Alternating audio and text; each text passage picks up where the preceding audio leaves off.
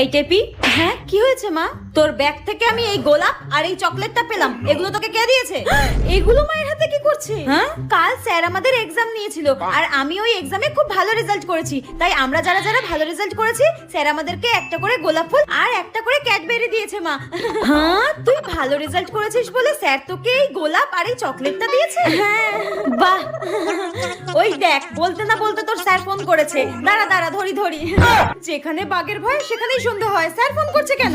হে ভগবান বাঁচাও। হ্যাঁ স্যার বলুন। টেপি 2 সপ্তাহ ধরে পড়তে আসছে না কেন? টেপি 2 সপ্তাহ ধরে পড়তে যাচ্ছে না? কিন্তু স্যার, কালকে তো আমার মেয়ে টেপি আপনার কাছে পড়তে গিয়েছিল। আপনি সরস্বতী পুজোর দিনও এক্সট্রা ক্লাস নিয়েছেন, পড়িয়েছেন। আমার মেয়ে ভালো রেজাল্ট করেছে বলে আপনি ওকে গোলাপ ফুল চকলেট দিয়েছেন, তাই না? কালকে তো আমি কাউকে পড়াইনি।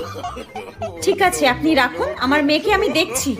টেপি, তুই আজকে শেষ আমার হাতে। তোকে আজকে আমি টোটো, আমার গাড়ি লাগবে, আমার গাড়ি লাগবে। হ্যাঁ তো নেবো, আমার গাড়ি লাগবে।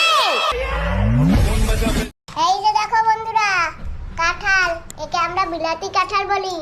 মা, এই যে দেখো, এটা কি কাঁঠাল বলো তো? বিলাতি কাঁঠাল।